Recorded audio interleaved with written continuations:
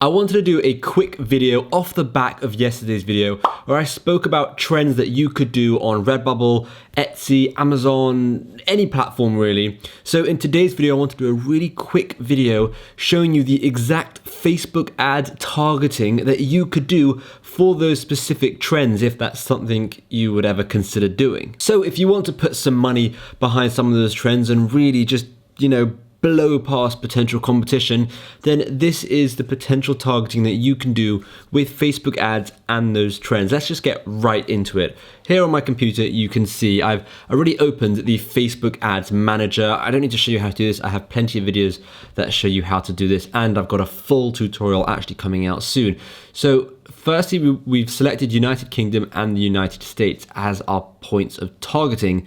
Now we need to scroll down and go over here to detailed targeting. We're going to start with the first trend, which was cute, wholesome bee. So let's look on Facebook and see who we can target. With something as broad as bees, we need to do something really, really targeted, like as targeted as possible. So let's start with the word bee and see what comes up. So with bee, we're going to have probably quite a lot of searches. So 118 million. Okay, so there's 25 potential million people in the United States and the United Kingdom. But with something as broad as bees, we need to click this button here that says narrow audience. And this basically narrows down the audience so that someone likes both bees and this other interest we're going to use. And this is really important when the t-shirt or the idea is so broad, because just targeting someone who likes bees is not really going to get you very far. It's going to be way too broad. You're going to get people who have probably just liked a bee page and not even thought twice about it. So let's just dive in a bit deeper. So what else could we do? So if we put in bee again, we can see what else comes up. We've got honeybee, beekeeping, beehive. So let's put beekeeping in and see what that does. So that now takes it down from 25 million to 2.6 million. So already it's getting more and more targeted. Now let's narrow it down even further, right? Let's add the beehive. Right, so we've now got 3 different interests that people need to like. They need to like all 3 of them, and we're at 810,000 people. So you can see we're getting really, really targeted. You don't by mistake like all 3 of these things. You must have some interest in bees.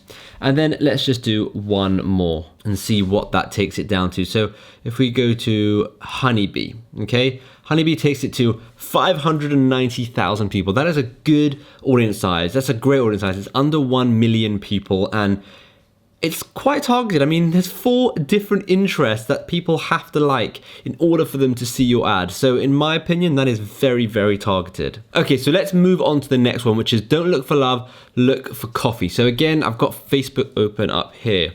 This is going to be all about coffee lovers. So we need to think brands, magazines, types of coffee, coffee machines, coffee companies, literally anything like that.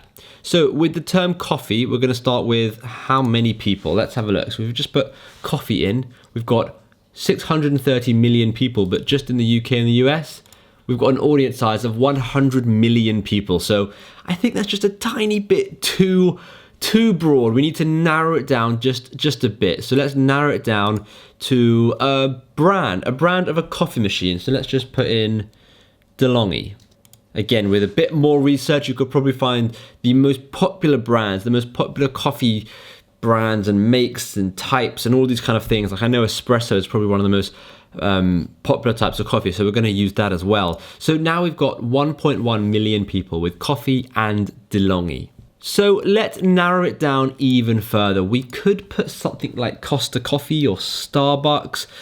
The only thing is, I do believe, in my opinion, true coffee lovers aren't the biggest fan of Starbucks, but maybe I'm wrong. I don't know. All the coffee lovers I've spoken to just say, Starbucks is nothing compared to something that is done at home properly. But either way, I'm going to put Starbucks in there just because it's one of the most famous coffee brands, and that takes it down to 320,000 people. But let's narrow it down just one more to see what we can get to. So if we narrow it down one more, we can put, the most popular type of coffee in. So there's black coffee, espressos, Americanos, whatever. So we're going to put espresso in, right?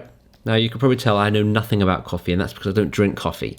Even though this video makes it sound like I do drink coffee, I do not. Right, so with espresso, we've now taken it down to an audience size of 210,000 people.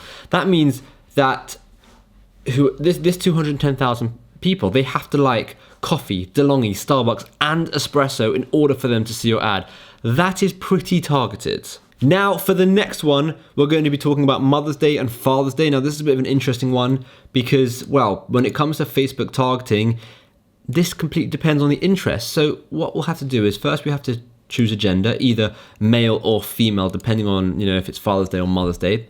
And then what you want to do is you want to click Browse under the detailed targeting, and you can see all these different things. You've got demographics, interests, and behaviors. So if we click demographics, we can see education, financial, life events, parent, relationship. So we want to click parents, right? We can see all parents, so new parents, parents, all parents with adult children. Remember, you don't have to say that they're married or in a relationship or anything like that, because you can still be celebrating Father's Day if you're not married, right? Or Mother's Day.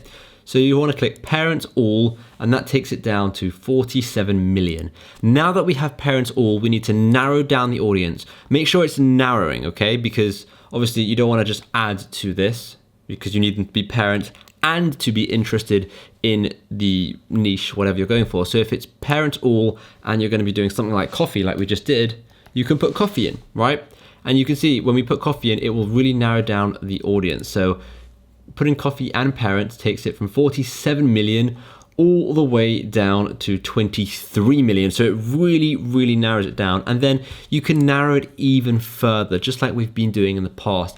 Now that's if you want to target parents and coffee, or parents and whatever. But this kind of works for anything. And that's why I keep the Father's Day and Mother's Day quite broad in my trends video, because it literally works for so many different niches and ideas. Now, in terms of how to do this targeting, I've done it both ways. I've targeted fathers for Father's Day t-shirts. I know that sounds really weird, but it's worked because fathers have tagged their spouses and their children, who have then gone on to buy that design for their father. Vice versa, it also works if you could target mothers for a Father's Day t-shirt so that they can then go and buy for their husband. Now, the only thing to consider is this. When you're targeting parents all, and let's say we select men, so clearly we're targeting all the fathers, if we put the interest of coffee in, it means that the father likes the interest of coffee.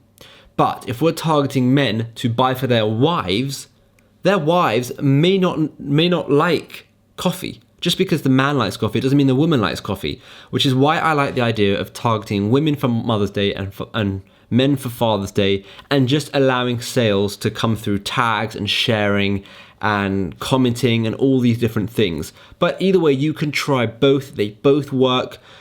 They really do both work. So just try both. And yeah, that's what I would do for Father's Day and Mother's Day. Mother's Day is the 9th of May, so you're running out of time. But Father's Day, you've got a while. It's not until June, the end of June. So really, you've got quite a long time there. And now let's go on to the next and last one. But first, if you're finding this at all helpful, please don't forget to smash that like button. And if you're new here, please hit that subscribe button and let me know in the comments down below if you're new here. I love replying to everyone's comments, and it'd just be really cool to see all the new people that are coming to the YouTube channel. All right, let's get right back into it with one more design. We are going to do the mandala niche. Now, the mandala is that really cool, pattern that we spoke about in yesterday's video. So firstly, what we're going to do is we're going to just put in, or let's go back to gender all, and we're going to put in mandala as the overall interest, and then we're going to narrow it down further from there. So we put mandala in, and that takes to 2.9 million people. Now, this is something really cool I want to show you. Because I don't know so much about the mandala niche, what you can do is you can click suggestions here, right? Now, I know I haven't actually clicked narrow audience yet, and I'll do that in a second, but you can click suggestions, and now we've got mantra, meditation, mindfulness, tantra. You've got so many different things. So now I'm going to click narrow audience and put in mantra. Now, the reason I clicked suggestions before narrowing down the audience is because the suggestion works off of that search, right? So if I put in narrow audience and I then click suggestions, it's not going to show me anything. It's going to show me pugs because I do a lot of pug stuff, but it's not going to show me anything to do with mandala because I haven't yet put a keyword in for it to, give me similar suggestions. So I'll use this one for suggestions. So let's put in, tantra, right? Let's just put in tantra, and then I'll put it in the narrowed box. And you can see what's happening here. It's taking it down to 120,000 people, and we can narrow even further. So if I put more suggestions and we put in, let's put in Kundalini Yoga. Okay, let's just try that one. Kundalini Yoga, and that takes it down to 64,000 people. Now that's really, really targeted. You could always remove one or add one. The brilliant part, and the reason why I wanted to put this niche in specific, is because I think it's evergreen. Not only do I think it's evergreen, but there's so many interests you can add or you can remove to grow, expand, and also make your audience smaller, more targeted. So that's why I really wanted to put this particular trend or niche in. Now, before ending this video, because we are done, I want to just quickly tell you the best places I think you could post these t-shirts, because you've got Redbubble, Amazon, Etsy, Teespring, like there's so many different places. I'm not going to go through a list, but there's so many different places. And I personally think you should put these designs with Printful and Etsy. Now, the reason I say this is because you can see I'm on Redbubble here, and with Redbubble, the t-shirt price has actually gone up. I'm going to talk about this later, but in another video, but it's gone up to $21.15. So if we sell the t-shirt for $24, it means we're making $2.85, which is nothing, right? Absolutely nothing. Now, if you look at how Printful works, if we're charging $24, we're making $15.99 because they're only charging $8.01 per t-shirt. Now, when it comes to profit margin and Facebook ads, it's so unbelievably important because you're spending money on ads. You need to make sure you have a decent profit margin. And unfortunately, with Redbubble and Facebook ads, you will not have a profit margin. You will end up spending more than you are making, which means you're going to lose money.